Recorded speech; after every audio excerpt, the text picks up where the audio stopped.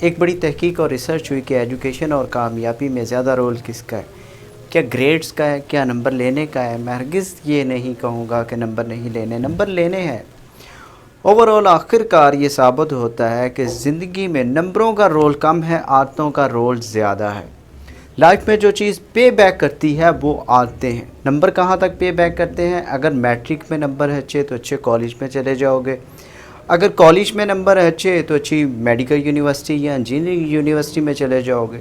لیکن نمبر اچھے ہونے کے باوجود اگر عادتیں اچھی نہیں ہیں تو پھر یاد رکھیے گا زندگی میں نقصان بہت اٹھانا پڑے گا۔ دنیا کا کوئی بندہ اپنا مستقبل نہیں بدل سکتا، لیکن اپنی عادتوں کو بدل سکتا ہے، اور اس کی عادتیں اس کے مستقبل کو بدل کے رکھ دیتی۔ تو اچھی عادتیں اپنے اندر ضرور پیدا کریں۔ میں چاہوں گا کہ کچھ اچھی عادتیں آپ سے شیئر کروں۔ پہلی عادت ہے جی، زندگی میں زیادہ کامیاب وہ لوگ ہوتے ہیں جو پنکچول ہوتے ہیں، جو وقت کی قدر کرتے ہیں۔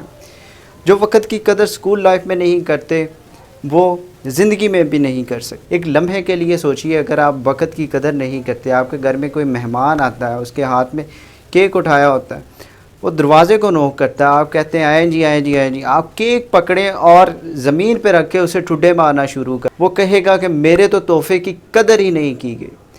بیٹا، اللہ کا سب سے بڑا قیمتی تحفہ اور انعام یہ وقت ہے جو آپ کو دیا ہوا ہے، اس کی قدر کیجیے۔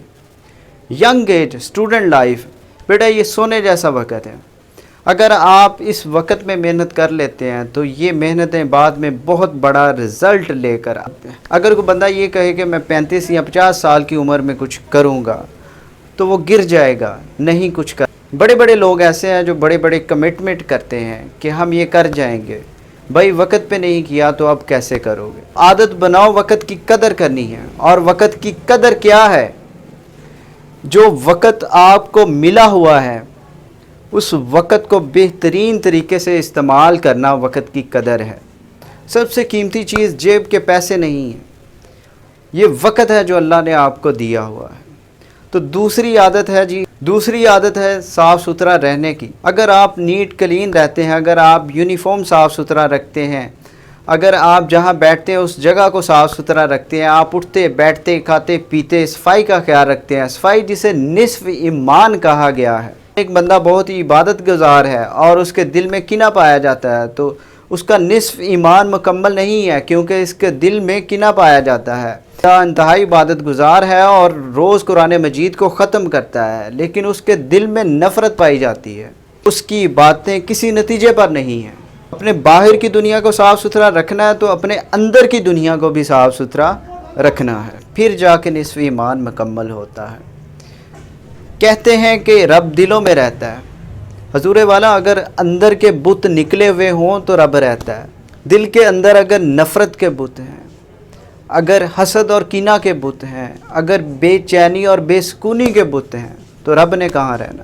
رب تو جہاں ہوتا ہے وہاں سکون ہی سکون ہوتا ہے۔ دل کا اطمینان اور سکون میں ہونا اللہ تعالیٰ سے نسبت کی نشانی ہے، اللہ تعالیٰ پہ پورا بھروسہ ہونے کی نشانی ہے۔ اشفاق احمد فرمایا کرتے تھے، میری بلی کو مجھ پہ زیادہ بھروسہ ہے، زیادہ یقین ہے کہ میں اسے دودھ ڈال دوں گا۔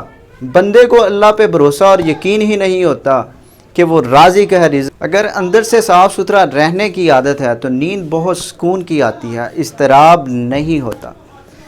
کہیں نہ کہیں سانپ ڈسے تو تکلیف ہوتی ہے، اسی طرح خیال بھی ڈستے ہیں، سوچ بھی ڈستی ہے، منفی سوچ زیادہ ڈستی۔ تیسری عادت ہے اچھے دوست بنانے کی، اچھی صحبت کی، اچھی کمپنی کی۔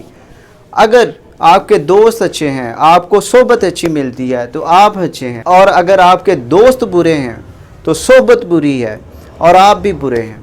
کہا جاتا ہے کہ اگر آپ کی پہچان کرنی ہے تو آپ کے دوستوں سے کی جا سکتی ہے، تو اس لیے اچھے دوست بنائیں۔ حضرت علی کا قول ہے، ایسا شخص جس سے نہ دنیا میں فائدہ ہو نہ آخرت میں کوئی فائدہ ہو وہ دشمن ہے، یعنی جس سے نہ دنیا میں بہتری آتی ہو نہ آخرت میں بہتری آتی ہو وہ دوست نہیں، دشمن ہے۔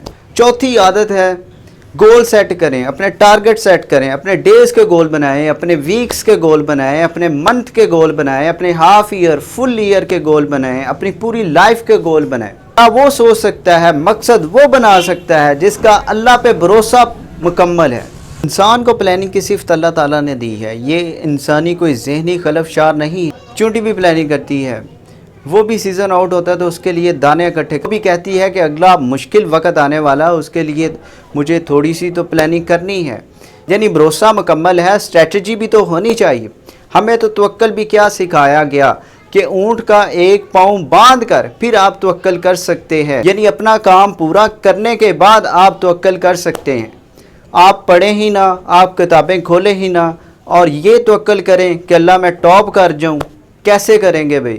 آپ تو فیل ہو جائیں گے۔ پانچویں عادت بیٹا، کامیابی اور ترقی اپنی محنت اور اللہ تعالیٰ کی مدد سے حاصل ہوتی ہے۔ چیٹنگ کرنے والا انسان وقتی طور پہ تو کامیابی حاصل کر لیتا ہے، ایک ٹیسٹ میں کامیاب ہو جاتا ہے، ایک کلاس میں کامیاب ہو جاتا ہے، لیکن زندگی میں وہ کامیاب نہیں ہو سکتا۔ چیٹنگ کرنے کا سب سے بڑا نقصان یہ ہوتا ہے کہ چیٹنگ کرنے والے کو کام چوری کی عادت ہو جاتی ہے۔ محنت کرنا بذات خود اللہ تعالیٰ کا ایک انعام ہے، محنت کرنے والا اللہ تعالیٰ کا دوست ہے۔ محنت کی عادت ہونا کامیابی کی دلیل ہے، اور محنت کرتے رہنا اس بات کا ثبوت ہے کہ آپ ایک دن کامیاب ہو جائیں گے۔ دنیا میں دو ہی کام ہوتے ہیں، یا انسان جیتتا ہے یا سیکھتا ہے، ناکام کبھی نہیں ہوتا۔